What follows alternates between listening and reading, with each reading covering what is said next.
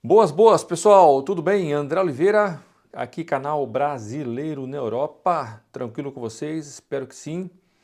E antes de começar esse tema polêmico que eu lancei aqui hoje, quero pedir para você verificar se está inscrito no canal, inscreva-se no canal. Se esse vídeo contribuir, não esquece de dar o seu gosto e deixar um comentário sobre esse assunto, porque esse é um assunto forte e eu quero saber muito, muito mesmo a opinião de vocês, tá? E antes de começar a fazer aqui uma pesquisa rápida para entender o seguinte, pessoal, as nossas lives acontecem todo domingo, às 19 horas de Brasília. Para vocês, fica melhor 18h30, 18 horas no domingo ou às 19 horas na mesma? Escrevam aqui, tá? E eu quero saber no outro dia da semana, ou seja, de segunda a sexta, qual é o dia que seria interessante eu abrir uma segunda live semanal para nós batermos um papo e até para responder as perguntas do domingo, tá bom? Então escreva aqui embaixo que outro dia seria esse em um horário de sugestão, tá bom? Vamos lá.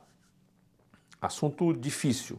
Eu vou tentar juntar aqui informação real com alguma coisa que eu acho, que eu sinto nesses quase 20 anos aqui e passar para vocês aqui o que tá acontecendo. Como vocês sabem, o governo fez uma sugestão de alterações na questão aqui do imobiliário em Portugal. Por que é sugestão? Porque ainda vai passar pelo parlamento.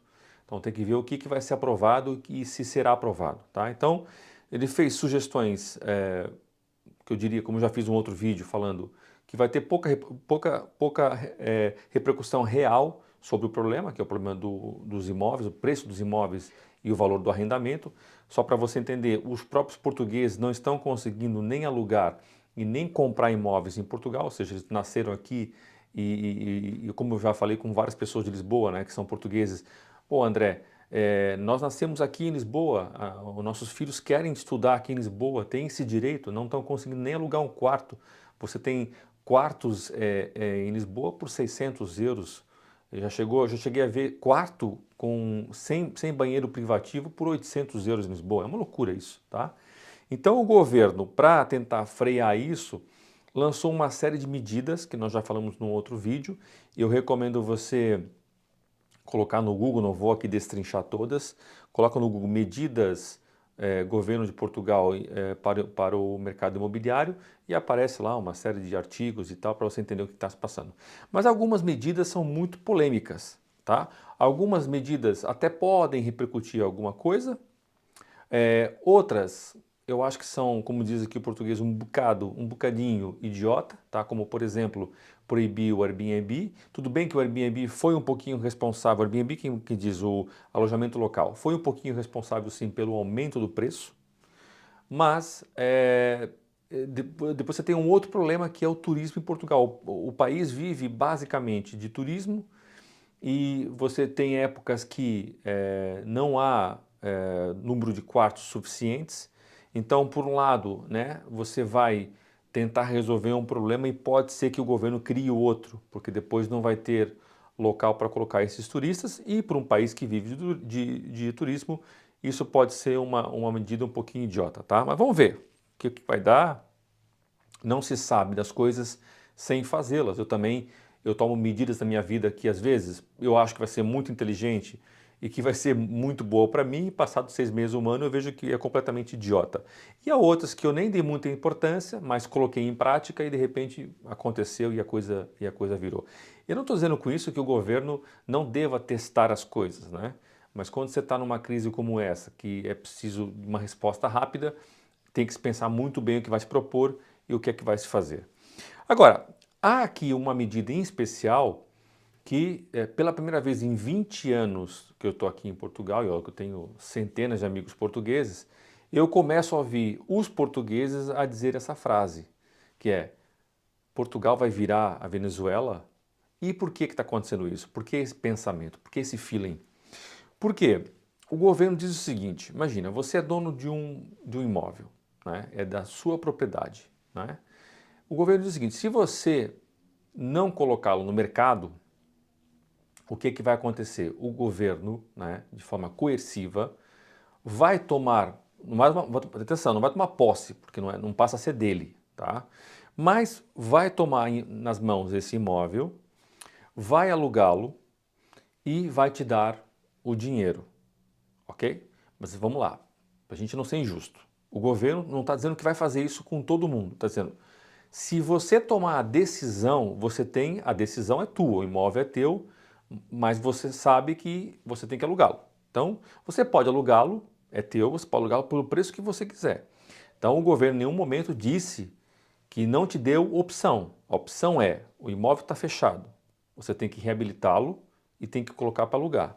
Se a sua opção não for essa, for manter as coisas fechadas, então o governo, se descobrir que o teu imóvel está fechado, ele vai tomar, né? Não tomar de todo, mas vai tomar de forma momentânea, vai ficar com ele, né? É seu na mesma, não vai tomar o teu imóvel. E vai colocar no mercado de arrendamento, para ver se o preço cai.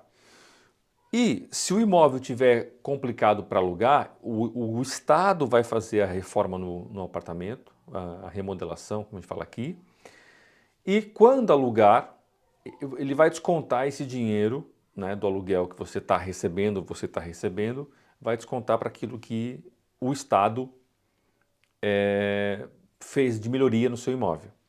Aqui há várias coisas esquisitas. Primeiro, a que preço que o Estado vai fazer essa reforma? Quem é? Imagina só, você é dono do imóvel, o Estado entra no teu imóvel e fala lá, olha, essa obra aqui poderia custar 20 mil, vai custar 40.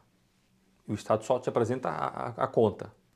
Ele fala assim, ó, tá vendo, ó, eu remodelei o teu apartamento para pôr no mercado de arrendamento e a conta é essa aqui, 40. E você podia falar, pô, mas, sei lá, eu consegui fazer por 20.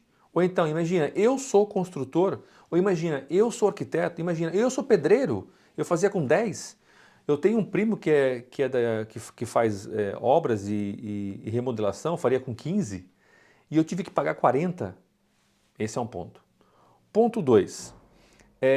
Logicamente, se o imóvel hoje que você colocaria para arrendar por 1.000, mas você não tomou a decisão de fazer isso, o Estado não vai poder, logicamente, cobrar os mesmos 1.000. Porque o que ele quer fazer? Ele quer reduzir o preço do arrendamento. Ele não pode ser conivente com arrendamentos caros para você receber dinheiro. Lembrando que, só para a gente não ser nada injusto, detesto fazer... Gente, eu detesto, quem me acompanha no canal sabe que eu detesto ser injusto com ambas as partes. Nós temos aqui duas partes importantes, que é o dono do imóvel e o Estado.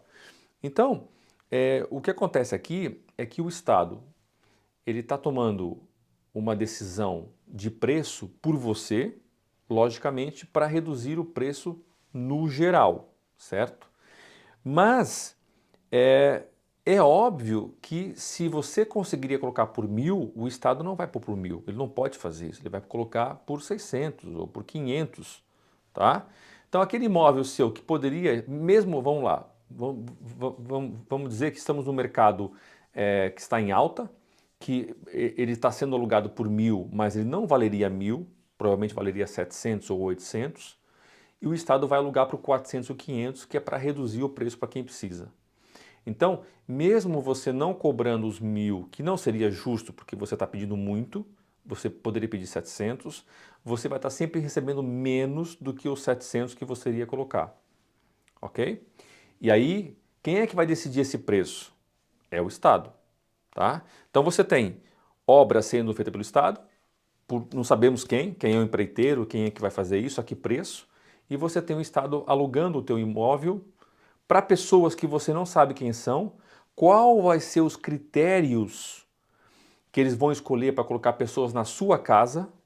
Olha só, gente, olha que, né, que fio todo enrolado.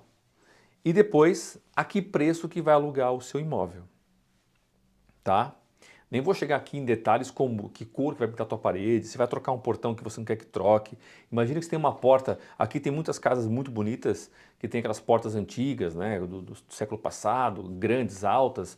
Não, o cara chega lá e fala assim, ó, essa porta aqui vai dar mais trabalho recuperá-la do que pôr um portão de 50 euros não sei da onde.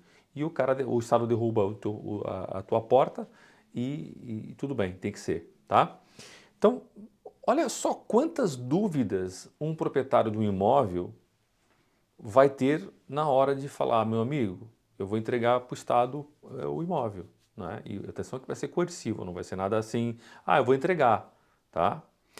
Então, por outros motivos que eu não vou agora entrar aqui num vídeo de 10 minutos, os portugueses já começam a pensar se nós não estamos aqui meio que numa Venezuela nesse assunto. Obviamente não dá para comparar a democracia que nós temos aqui, a liberdade que nós temos aqui, com uma Venezuela. Atenção, nós estamos falando do mercado imobiliário, tá?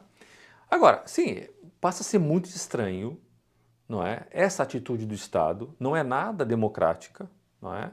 Agora você fala, André, mas tem que resolver essa situação. Tem que se resolver essa situação. Mas eu só dei aqui 3 pontos importantes, que é o preço que vão alugar teu imóvel, quem vai fazer as obras e quanto vai te cobrar, não é? E quem vai ficar no teu imóvel. Só isso já seria pontos importantes para tudo isso que foi falado ser revisto, tá? Então, tem que se arrumar uma solução? Tem, mas provavelmente não é essa a solução. Não é. O que vai acontecer aqui, gente? Vai acontecer que sempre que o Estado coloca a mão no mercado, não dá certo, não dá certo. E agora as coisas inverteram aqui no canal, porque eu fui muito criticado muito tempo por falar que eu gosto da forma social-democrata como a Europa enxerga a sociedade, como é preciso sim crescer e apoiar os empresários, empreendedores, mercado livre, etc. Mas é preciso pensar nas pessoas que também precisam de ajuda, né? Eu sempre disse isso. E quando eu falava isso, eu era muito criticado, né? Socialista, comunista e tal. Agora eu venho apontar justamente ao contrário. Por quê? Porque eu continuo achando a mesma coisa. É preciso apoiar a propriedade privada e aí nós estamos quebrando esse elo importante. Quando o Estado entra dessa forma, ele não tá protegendo de forma alguma, tá? Mas também é preciso ter políticas sociais importantes, ok? Volto a dizer, o Estado não deveria meter a mão dessa forma, meter a mão no sentido, né, de roubar, atenção, não deveria entrar nesse caminho por aí, porque esse é um caminho perigoso, não é? E vamos ver qual vai ser a resposta que os proprietários que têm imóveis, não só fechados, como em arrendamento, vai acontecer. Porque até pode acontecer e as pessoas pensarem, bom, eu estava tentando criar aqui um patrimônio em arrendamento, com essa confusão toda, o que eu vou fazer? Eu vou vender tudo. Tá? E vamos ver como é que isso vai acontecer. De qualquer forma, é curioso como eu nunca tinha ouvido 2, 3 pessoas do meu núcleo, da minha volta, falar, opa, isso aqui é uma Venezuela. Está se perdendo aqui um pedacinho da nossa democracia. É claro que, gente, a Europa provavelmente é um dos continentes mais democráticos que existem, né? Agora, a gente sabe, gente, que a democracia é extremamente frágil. A democracia é uma coisa extremamente frágil, frágil demais, tá? Então, nós temos uma democracia aceitável, não é? Temos aí liberdades individuais muito superiores a muitos continentes e países, mas nós sabemos que a democracia é algo que tem que ser muito bem protegido, porque num instantinho isso, ó, vira. Tá bom? Concorda comigo, discorda? Quais são os pontos que você concorda, que você discorda? Qual é a sua opinião? O que é que você faria de diferente se você fosse o primeiro-ministro? Tá? Pessoal, obrigado, um abraço e até amanhã. Valeu!